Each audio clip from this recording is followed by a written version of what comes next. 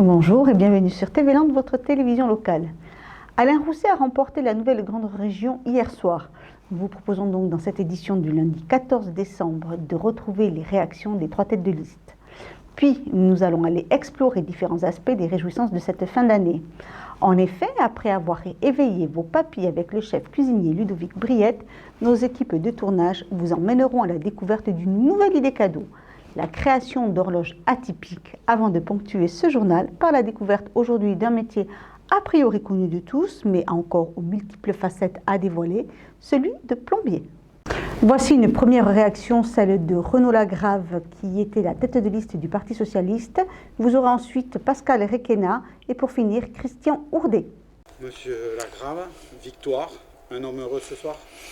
Oui, heureux parce qu'on a la victoire au rendez-vous de cette longue campagne qui a duré plusieurs mois et aujourd'hui le sentiment tout simple du devoir accompli, même si c'est évident, j'aurais préféré passer la barre symbolique des 50% dans ce département, mais en même temps, aujourd'hui dans une triangulaire, on a, je crois, ce soir su rassembler toute la gauche. Et au-delà de la gauche d'ailleurs pour atteindre ce score qui est un score quand même très important. Vous dites justement la barre symbolique des 50, elle n'y est pas, vous êtes sortant, sur votre bilan, vous estimez pourquoi justement il n'y a pas de 50? Je crois que parce qu'il y a une triangulaire, tout simplement. On a aujourd'hui une triangulaire avec un Front National qui était très haut dans ce département, qui entre les deux tours d'ailleurs baisse en pourcentage, qui est quand même une première nouvelle, et une bonne nouvelle. La deuxième chose, c'est qu'on a eu une participation en hausse importante dans le département des Landes, et avec une mobilisation de la gauche réunie, qui nous a mené à quasiment 48 points. Donc je crois que ce n'est pas uniquement la question du bilan, c'est aussi la campagne politique qui a été celle notamment de la droite départementale, qui a absolument pas dénoncé justement le discours de M. Sarkozy qui comparait Alain Rousset au Front National cette semaine et qui, je crois, paye véritablement sa non-campagne et ses déclarations honteuses qui sont restées d'ailleurs sans commentaire de la part de la droite départementale. Voilà, le renouveau de la politique, c'est pas avec des gens qui laissent dire de tels propos, et ils l'ont payé dans les urnes, j'en suis moi particulièrement content. Maintenant, il nous appartient de construire cette nouvelle région, c'est le mandat que nous avons, on va maintenant s'y employer dès demain matin. On est dans le cadre d'une triangulaire, il y a un nouveau parti très décrié, il est là. Comment interpréter les gens qui ont voté pour eux? Comment vous allez en tenir compte concrètement? Je rappelle que ce n'est pas un nouveau parti. C'est un parti qui est né dans les années 80, dans les municipales à Dreux, dans les législatives en 1986, donc c'est pas tout neuf. La seule chose, c'est qu'à un moment donné, il faut se poser la question de savoir comment on les combat. Les combattre uniquement en disant que ce n'est pas un parti fréquentable, ça suffit plus. Il faut, je crois, maintenant répondre pied à pied sur toutes les déclarations qu'ils peuvent faire. Je prends un seul exemple. Monsieur Philippot, la semaine dernière, a expliqué qu'il fallait cesser d'indemniser les demandeurs d'emploi et les chômeurs au bout d'un an. Ça veut dire quoi? Ça veut dire que les salariés, les ouvriers de ce pays, si le Front National devait prendre le pouvoir, ne seront plus indemnisés au bout d'un an. Est-ce que c'est pas pour les milliardaires, cette réforme-là? C'est justement au détriment des salariés et des ouvriers. Il faut dénoncer pied à pied leur programme. La sortie de l'euro, ceux qui veulent faire pour le droit des femmes, quand ils veulent supprimer les aides à des associations qui aujourd'hui aident les plus jeunes dans ce pays avec un droit qui est acquis pour les femmes, le droit de l'avortement. S'il n'y a plus d'associations demain qui peuvent aider les plus jeunes, qui le fera? Ça veut dire tout simplement qu'on a maintenant le devoir impérieux de ne pas laisser sans réponse ces scores dans ce département en particulier. Moi, je ferai des propositions dans les semaines qui viennent pour qu'on aille à la rencontre de celles et ceux qui ont voté pour ce parti, peut-être par dépit, peut-être par sentiment d'abandon. On a aujourd'hui une réponse à apporter et c'est notre rôle de le faire dans les semaines qui viennent, hors campagne électorale. Et justement, hors campagne électorale, le 4 janvier, un nouveau président qui reprend sa place. Ce sera Alain Rousset, oui, je vous confirme. Il n'y a pas de secret là-dessus. Tout à fait. On repart pour un nouveau tour, je dirais. Vous étiez vice-président, vous repostulez pour le même... écoutez, c'est pas ce soir que ça se passe. Aujourd'hui, la seule chose à laquelle je pense, c'est de savoir combien on aura d'élus à la région pour défendre notre département et au-delà de le défendre, pour construire cette nouvelle région. C'est ça le sujet. Et puis viendra en son temps les sujets de l'exécutif. Là, ce soir, Alain Rousset est à nouveau président de la nouvelle région avec un mandat clair de construire une nouvelle région et surtout de construire un avenir à la jeunesse de ce pays. Parce que je crois que c'est à ça qu'il faut maintenant qu'on s'attelle. Justement, cette nouvelle région, quelle va être la première tâche? De lui trouver un nom peut-être? Mais c'est un engagement qu'on a pris dans cette campagne, justement, de trouver un nom, mais avec tout le monde. C'est-à-dire de faire participer nos concitoyens au choix du nouveau nom. Donc on va s'y atteler là dans les semaines qui viennent. Il faut qu'on mette en place effectivement l'exécutif. Et puis juste après, ce sera un des premiers sujets. C'est pas un sujet mince, parce que justement, il en va aussi de la marque de cette nouvelle région. Les marques pour les produits agroalimentaires, les marques pour le tourisme, les marques pour l'industrie. C'est un vrai sujet et donc il faudra évidemment qu'on tienne compte de toutes les propositions qui nous seront faites, notamment par nos concitoyens. On parle de région, mais à des moments dans la campagne, on a entendu le mot pays, des comparaisons avec des pays. C'est quand même énorme. Ça fait pas un peu peur de s'atteler à une tâche comme ça? Si on avait peur, à ce moment-là, il ne fallait pas se présenter. Moi, vous avez compris qu'avec la liste que j'ai eu le plaisir de mener, que je veux vraiment remercier parce qu'ils ont fait un travail extraordinaire pendant cette campagne, on a justement une vraie ambition pour cette nouvelle région et on n'a pas peur de ce qui va nous arriver demain. Justement, on est plutôt conscient de ce qui maintenant nous attend, à la fois pour construire et pour fusionner les 3 régions existantes, mais surtout pour construire un avenir à la jeunesse. C'est tous les soirs, inlassablement, qu'on a parlé de ce sujet particulier.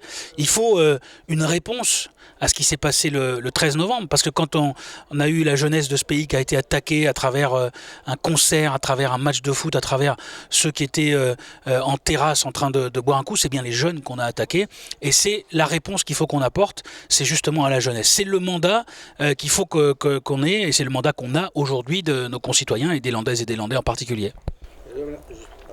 La situation n'est pas facile, on a une crise économique, on a ces problèmes d'attentats, il y a un amalgame un peu dans tout, les gens n'ont plus confiance dans la vie politique. Comment faire à partir d'une région qui a des pouvoirs mais qui n'a pas tous les pouvoirs pour arriver à construire et justement rassurer les gens qui ne comprennent plus grand-chose quelque part? C'est d'abord de réaffirmer une vraie exemplarité de la part des élus. Je crois que le président, Alain Rousset, l'a dit, c'est tenir nos engagements. C'est appliquer les politiques que nous avons présentées lors de cette campagne. C'est travailler avec les autres territoires, c'est travailler avec la société civile, c'est mettre en place sur les territoires des conseils avec nos concitoyens. C'est créer les conditions aussi d'avoir plus d'informations auprès de nos concitoyens et donner plus d'informations sur ce que fait la région. C'est tout ça, c'est un tout. Alors c'est vrai que c'est beaucoup de travail. Moi je fais partie des élus qui pensent qu'il faut qu'on soit exemplaire dans le travail que nous menons et qu'on le fasse encore mieux connaître. Donc c'est peut-être aussi une remise en cause individuelle des élus. Je pense que cette campagne qui a été marquée par une très grande difficulté, à la fois de faire connaître les compétences de la région, cette nouvelle région, puis marquée évidemment de manière définitive dans nos têtes par cette séquence du 13 novembre qui a été une horreur pour notre pays et qui dans cette campagne nous a tous touchés, frappés, et qui fait qu'aujourd'hui c'est pas forcément dans le même état d'esprit qu'on va être élu dans cette région. Je crois qu'on a une très forte responsabilité par rapport à ces résultats. Faut que chacun en prenne conscience, à la fois individuellement, je pense que collectivement on l'a pris, mais individuellement, il y a maintenant des choix à faire pour construire cette nouvelle région. Dernière question, ça a été ce regroupement de la gauche, c'était vraiment quelque chose d'important et puis ça a bien fonctionné, c'est une satisfaction? C'était l'essentiel au soir du premier tour. Je dois dire que moi j'ai été déçu par le fait qu'on n'ait pas pu fusionner nos listes avec le Front de gauche qui n'a pas atteint la barre des 5%. On a fait un travail extraordinaire avec eux sur le dernier mandat et Donc moi je le regrette parce que je pense qu'ils étaient naturellement à nos côtés dans cette majorité. On a pu fusionner avec nos amis écologistes qui aujourd'hui auront donc des élus dans cette région. Ce report de voix s'est fait d'une manière extraordinaire dans ce département en particulier et puis à l'échelle de la grande région, même au-delà de ce qu'on pouvait imaginer. Ça veut dire que simplement cette stratégie-là, c'est la stratégie gagnante, c'est l'union de la gauche, qui a toujours été la stratégie gagnante à travers les âges et qu'il faut continuer, voire même amplifier et donner des signaux très clairs dans les semaines et les mois qui viennent pour que dans les prochaines élections qui arriveront l'année prochaine, en 2017, finalement, c'est rapide, eh bien, il y ait des signes forts qui soient donnés pour ce rassemblement de la gauche, pour éviter justement ce qu'on vient de vivre au moment des régionales. Il faut tirer des conclusions très vite sur ces questions. Moi, je ne laisserai pas des mois et des mois d'analyse, il faut qu'on puisse tirer des conclusions très vite, notamment en termes d'orientation politique sur notre pays. Voilà. COP21, je vais finir par cette question, ça vient de se finir, un accord a été signé. Ce qui est un peu surprenant, c'est que tout le monde dit c'est bien qu'on ait signé un accord, mais il va falloir l'appliquer. L'Aquitaine, la grande région, comment elle va se positionner dans cet accord? Écoutez, d'abord, qui aurait dit qu'on aurait un accord alors qu'on n'en avait pas eu d'aussi contraignant ces dernières années? Moi, je fais confiance évidemment à tous les organismes qui vont être saisis pour le mettre en place. Moi, je note quand même qu'on a eu aujourd'hui, à travers la mobilisation de Laurent Fabius et de François Hollande, un accord qui était assez inespéré, assez inattendu, grâce en grande partie à la France, je le dis. Maintenant, il faut effectivement l'appliquer, mais il ne faut pas tout attendre de cet accord. C'est-à-dire que moi, je considère aujourd'hui que dans cette nouvelle région, nous pouvons donner des signaux très forts par rapport aux objectifs qui sont fixés en termes d'énergie renouvelable ou en termes de réchauffement climatique. On avait fait ce travail dans l'Aquitaine, il faut le faire dans la nouvelle région. Il faut anticiper aussi un certain nombre de choix sur les territoires, de réaménagement sur le littoral, d'évolution de la forêt en Aquitaine. Bref, il y a plein de sujets aujourd'hui sur lesquels on va pouvoir agir localement. Il ne faut pas tout attendre des autres. La COP21 est une très belle étape, une très bonne étape, fixe des conditions, fixe des objectifs financiers, c'est une première. Et je crois qu'aujourd'hui, il faut qu'on en tienne compte et qu'on en tienne compte aussi dans nos politiques maintenant sur notre nouvelle région. Le lendemain de défaite, victoire, comment vous l'interprétez? Non, c'est une défaite. Quand on n'est pas élu comme on l'aurait souhaité, c'est une défaite. Maintenant, c'est une défaite que je qualifierais de très honorable. Les sondages avaient donné Alain Rousset nettement plus haut. Il est à 44%. Donc, ce qui signifie qu'il y a une véritable érosion. Virginie Calmels a commencé la campagne relativement tard et avec un déficit de notoriété certain et important. Elle a remonté très largement ce que donnaient les sondages initiaux. Je crois qu'elle a fait une très très belle campagne. On la connaît maintenant et je pense qu'on continuera d'entendre parler de Virginie Calmels et de Génération Nouvelle Région et d'une volonté de faire de la politique autrement, de manière plus pragmatique et moins dogmatique. Et je crois vraiment que, in fine, c'est ce qu'attendent nos concitoyens. Vous dites justement pas de notoriété, peu connue, je dirais dans les Landes aussi, vous êtes nouvelle. Tout à fait. Est-ce que c'est vraiment un des premiers éléments qui, au niveau d'une région, peut faire peur? Alors je pense que c'est un élément non pas qui fait peur, mais qui n'est pas de nature à rassurer.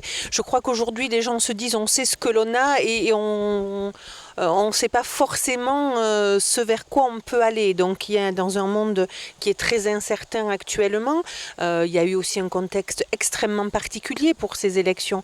Il y a eu les attentats du mois de novembre. Il y a beaucoup de choses qui sont un petit peu particulières. Il y a eu la COP21 aussi, qui a fort heureusement abouti sur un accord. Donc beaucoup d'éléments qui ne nous étaient pas forcément favorables. Voilà, on continuera de travailler, on ne va pas de toute façon, nous demeurons déterminés et puis on continuera de travailler pour faire passer un jour nos idées. Je crois que c'est véritablement un travail de longue haleine, mais nous ne renoncerons pas.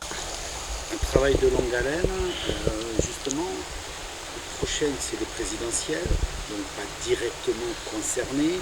Après il va falloir réattendre, donc est-ce que cette mécanique que vous avez mis en route risque pas de tomber un peu? Écoutez, pour les présidentielles, moi clairement je vais m'investir dès le mois de janvier prochain pour conduire Alain Juppé à la victoire des primaires pour la droite et le centre. Hein. Donc nous allons, et nous sommes plusieurs qui iront dans ce sens-là, notamment Virginie Calmels. Donc on va rester encore dans le cœur d'une élection et puis d'une campagne électorale. Et je crois que la candidature d'Alain Juppé et les raisons qui vont nous conduire à le porter, j'espère, jusqu'à une victoire, c'est une volonté d'apaiser et de fédérer. Et je crois qu'aujourd'hui, c'est véritablement la quête qu'ont nos concitoyens. Et Alain Juppé est un homme qui a la notoriété, qui a l'expérience, qui a, j'ai envie de dire, toute la compétence pour cela. Donc j'espère que ce sera une marche qui sera à ce moment-là franchie. Le deuxième tour a confirmé, donc le PS qui n'a pas fait le score attendu, mais le FN qui est quand même là, qui est présent et qui maintenant, même dans des départements comme les Landes, il va falloir en tenir compte. Comment vous interprétez leur arrivée ? Alors écoutez, effectivement, hein, je crois que c'est quand même ce qu'il faut noter en premier lieu, c'est cette montée du Front National. Lors des dernières élections régionales en 2010, ils faisaient dans notre département 6,5 points. Là, on voit qu'ils sont non seulement au second tour, mais qu'ils ont 20 points, qu'ils avoisinent les 20 points. Donc il faut se poser la question de savoir pourquoi. Là, je pense que le débat n'est pas du tout local les concernant, puisqu'on a bien vu que ce sont des candidats qui font pas ou peu campagne, des candidats lorsqu'ils sont élus sur les grosses municipalités ne siègent pas, des candidats qui ne font que surfer sur des grandes idées nationales et qui sont systématiquement en photo avec Marine Le Pen. D'ailleurs, certains vous disent, lorsque vous faites campagne, moi je vote pour Marine Le Pen. Ils ne connaissent même pas leur candidat local.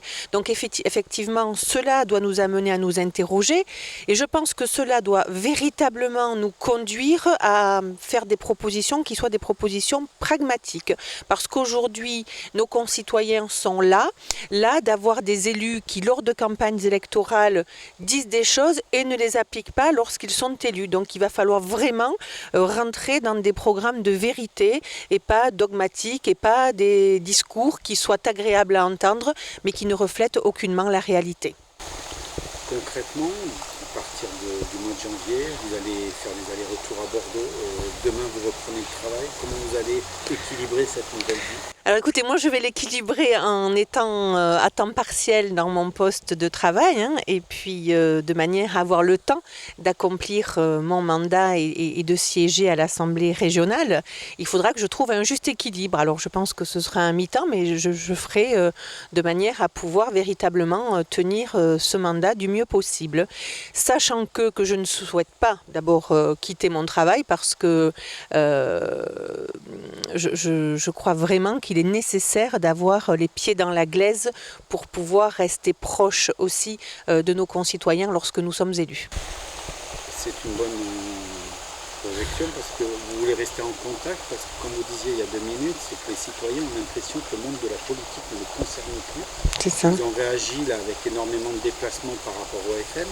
Mais comment faire pour que la politique redevienne un problème citoyen ? Mais je crois qu'il faut vraiment que ce soit de la vérité qui prenne le dessus sur tout ce qui est idéologie, tout ce qui est discours stéréotypé, véritablement.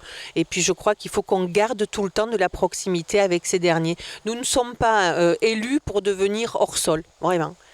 Et ma conviction, c'est celle-là. La grande région porte bien son nom, en attendant d'en avoir un autre. Oui. Comment vous allez approcher votre travail, parce que c'est entre le Limousin, Poitou-Charentes, l'Aquitaine, des problématiques complètement différentes, la taille d'un pays. Comment vous voyez votre travail ? Écoutez, je pense qu'on va se réunir assez rapidement et qu'on va réfléchir tous ensemble à la manière dont on va appréhender. Je pense qu'il faudra être extrêmement vigilant. Vigilant, ça c'est une réalité pour les 3 territoires qui sont réunis. Sur la dépense des fonds publics, on sait que la compétence économique est maintenant la grande compétence des régions. Donc de ce point de vue-là, nous devrons être aussi extrêmement vigilants sur les propositions qui seront faites par le président Rousset. Et puis ensuite, quant aux problématiques par territoire, nous essaierons de les porter et puis de les défendre tout en allant vers un territoire qui doit être un territoire non pas uniforme, mais dans lequel chacun des concitoyens doit se sentir bien et considéré. Comment vous avez travaillé? Il y a encore eu des reproches hier soir par rapport au discours de Sarkozy lors de Rochefort. Donc on ne peut pas dire qu'il y ait une ambiance des plus chaleureuse entre les partis. Il vous est reproché de ne pas être intervenu justement par rapport au discours de Sarkozy à Rochefort. Comment vous allez pouvoir travailler tous ensemble? Alors écoutez, moi le discours de Sarkozy à Rochefort, non seulement j'y étais pas, en plus je ne l'ai pas entendu, je n'ai même pas cherché à l'entendre, c'était pas ma préoccupation. Moi je crois vraiment là que ce sont des polémiques stériles. Moi je suis très claire avec le Front National, je ne stigmatise pas les électeurs parce que ce sont des gens en souffrance et je pense que ceux qui éveillent aujourd'hui des polémiques feraient mieux de se poser la question de savoir pourquoi ces gens sont en souffrance.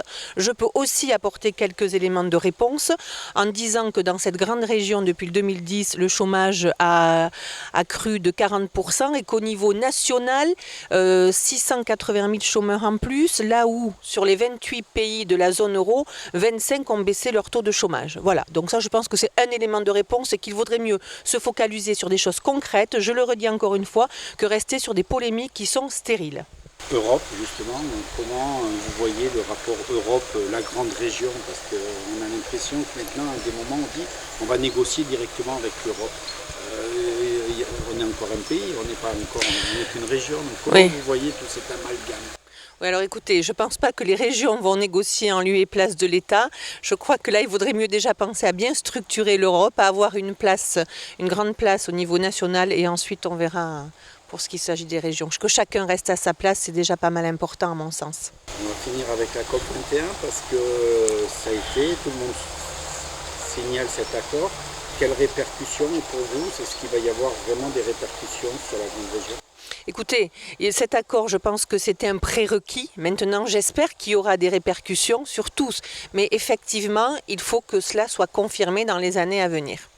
C'est important l'écologie, parce que concrètement sur le terrain, comment on va répercuter l'écologie, la crise, l'emploi, et il y a tout un amalgame qu'on n'arrive pas à voir comment tout ça va s'exécuter. Écoutez, l'écologie, il faut en tenir compte, bien sûr, mais pas au détriment de ce qui est développement économique, pas au détriment de ce qui est développement des infrastructures. Donc le contre-tout des Verts, moi je trouve ça complètement ahurissant. Il faut tenir compte de certains éléments, avec quand même avec un petit peu de parcimonie et pas être excessif et extrême comme les candidats en général verts ou écologistes le sont. Donc dès le 4 janvier, c'est reparti pour un tour?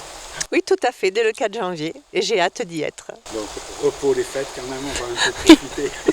On va reprendre le travail dès demain, hein, donc c'est quand même... Et après, essayer de prendre 2 ou 3 jours de repos pour aussi m'occuper de mes enfants que j'ai un petit peu négligés ces dernières semaines. Voilà. Les résultats viennent de tomber, 3e position, plus de 20% pour vous, c'est un bon résultat? Oui, donc très clairement, nous triplons nos votes par rapport aux dernières européennes de 2010. Et nous voyons environ M. Rousset 47% qui recule de 10 points. Il était à 57% en 2010. Et puis à l'époque, c'était M. Darcos et M. Lassalle qui faisaient tous les deux 43%. Et ils font plus que 32% pour Mme Calmetz, moins 10 points également. Et nous, on faisait 6% en 2010. Et là, on fait environ 20%. Donc triplement, c'est extraordinaire, oui, c'est très bien. Je pense que je vous avais dit, je me promènerais dans tous les marchés tous les jours, j'étais dans un marché. Quand on écoute les gens, oui, les gens maintenant sont à un vote d'adhésion. Ce n'est pas un vote de protestation, ce n'est pas feu de paille, c'est un vote d'adhésion. Et quand on écoute les jeunes, c'est un vote d'espoir. Changer ces hommes politiques qui n'arrêtent pas de se servir et qui nous méprisent. Voilà. Vous venez de le dire, la classe politique ne veut pas vous reconnaître. Comment faire pour changer ça et dire vous êtes un parti, vous avez des idées, le peuple le comprend nettement mieux que la classe politique? Eh ben, c'est comme les champs, il faut labourer plus profondément et puis on va le faire tout simplement. Bien sûr que les hommes politiques installés, gavés entre guillemets, ne veulent pas nous accepter, on prend leur place. Mais on va le faire posément, tranquillement. Nous serons l'opposition à la région avec une trentaine d'élus et nous allons dénoncer toutes les magouilles, toutes les gabegies qui sont en ce moment à la région. À la région, vous allez avoir vraiment un groupe pour la première fois. Donc vous allez être dans une position quelque part systématique d'opposition, ou ça sera vraiment dossier par dossier que vous allez réagir? Évidemment, dossier par dossier. Nous ne sommes pas dans une opposition systématique, nous sommes dans une opposition intelligente et nous serons surtout une force de proposition pour que les dossiers avancent, pour que les Landais se sentent enfin considérés par quelqu'un. Vous dites force de proposition, vous aviez donné quelques idées, quelques pistes dans le programme. Pour vous, c'est important d'aller défendre ces idées-là, même si vous êtes en minorité. Comment vous allez faire? Mais bien sûr, c'est pas parce qu'on n'est pas majoritaire, on est quand même entre gens intelligents. Hein, Monsieur Rousset est quelqu'un d'intelligent, Madame Calmette c'est quelqu'un d'intelligente.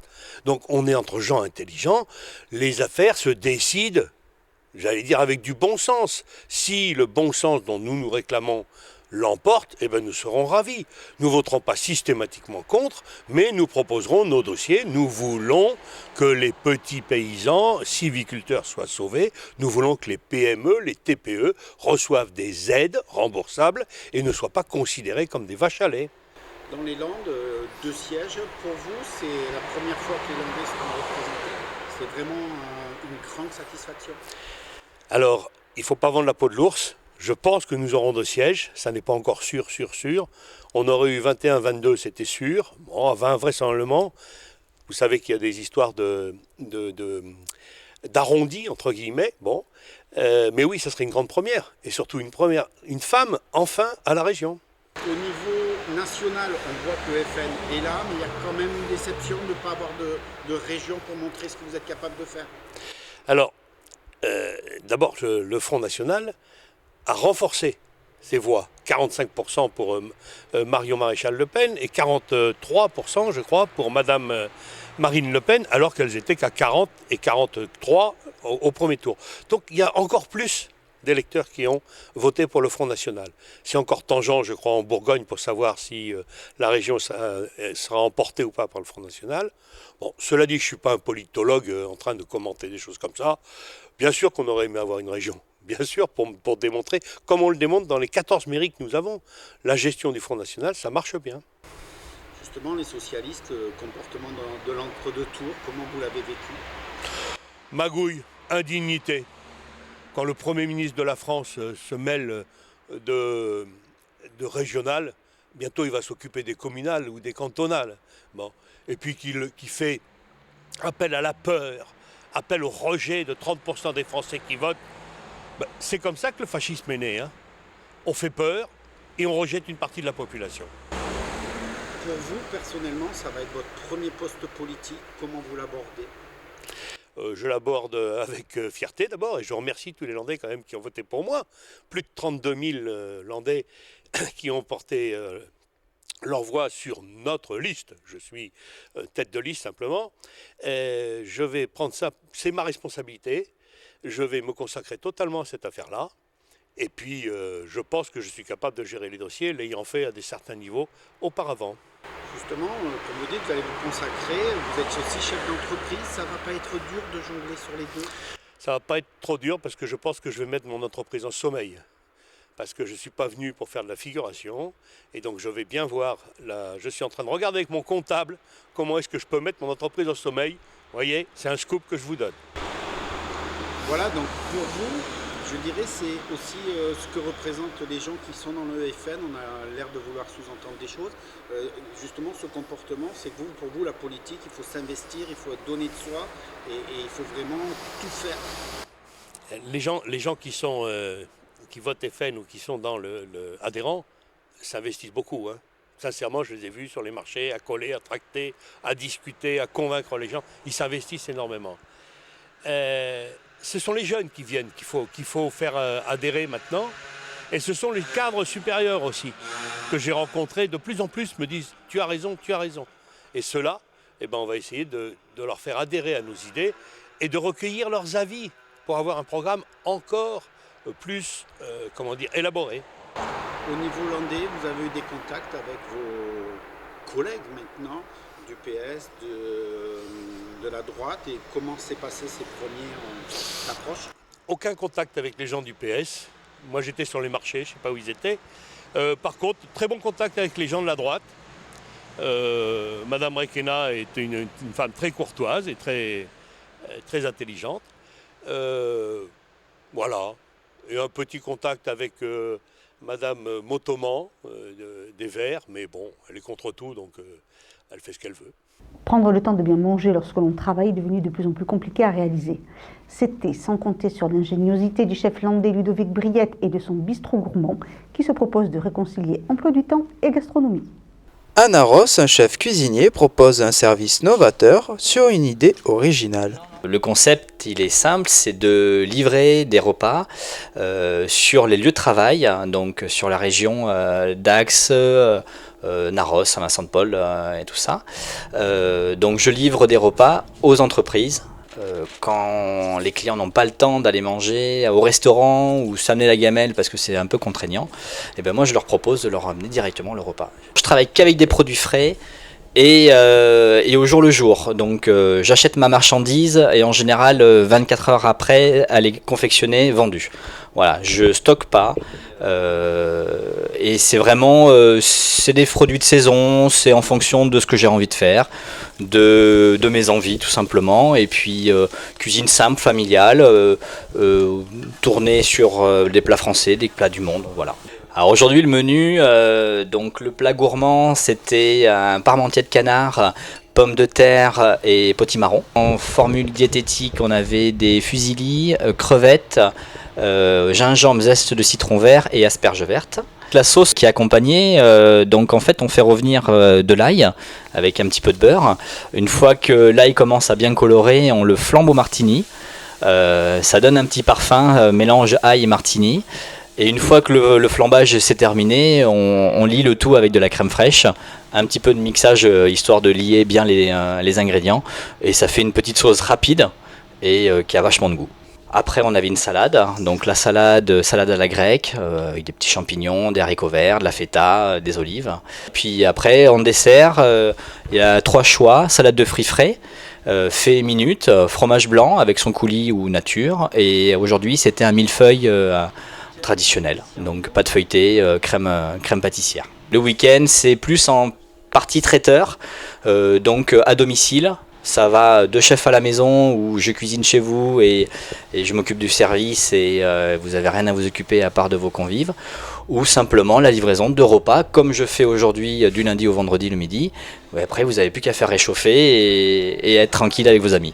Pour les fêtes de fin d'année, notre cuisinier proposera quelques menus adaptés spécialement pour les particuliers. Pour Noël, déjà pour commencer, donc les amuse-bouches, on va faire une aumônière de saumon à la crème d'asperges, un biscuit de parmesan et petits pois, un toast de foie gras fait maison évidemment, et un feuilleté terre et mer. Voilà. Donc ça c'est pour les amuse-bouches qui fait aussi entrée. Et après au niveau du plat, j'ai imaginé un suprême de volaille d'hiver au foie gras, crème de cèpe accompagnée d'une cocotte de champignons et pommes de terre. Voici. Et pour le dessert, je propose une bûche de Noël chocolat poire. Ça c'est pour Noël. Et pour les fêtes de fin d'année, pour la Saint-Sylvestre, donc en amuse-bouche, on sera sur un tartare de Saint-Jacques à la crème d'asperges, un feuilleté terre et mer, un vol au vent au serrano crème de piquillos, foie gras maison sur pain de figue et fleurs de sel. Pour le plat, ça sera un tourneau d'eau de Lot au lard, sauce champagne, riz et petits légumes. Et en dessert, un pavlova aux fruits et meringues. Si vous souhaitez retrouver chez vous des plats mijotés par Ludovic Briet, rendez-vous sur son site internet www.monbistromalin.com. Continuons à présent notre petit tour des idées cadeaux. Aujourd'hui, nous vous emmenons à la rencontre de Nathalie Nuy, une créatrice d'horloges aussi originale que déconcertante. Donner une seconde vie, comme une seconde chance, à de vieux objets en les transformant en horloges, telle est la mission qu'a accepté de relever cette passionnée. Envie de créer, je l'ai toujours eu, ça c'est clair que je crois qu'on est avec. Mais il y a 2 ans, j'étais en train de faire un vide-grenier et je voyais des choses qui m'inspiraient. Je me disais, tiens, c'est rigolo, on pourrait faire quelque chose avec, mais je ne savais pas quoi. Et j'ai trouvé une vieille assiette de grand-mère, bien moche, avec un mécanisme d'horlogerie. Et j'ai cassé l'assiette pour récupérer ce mécanisme. Et après, j'ai fait un trou dans une boîte à pizza et j'ai mis l'heure. Et après, tout de suite, cette envie de mettre des chiffres, de découvrir des aiguilles originales, d'aller fouiller dans les Emmaüs, les brocantes, les vides-greniers, voisinage à Souston, enfin des choses comme ça.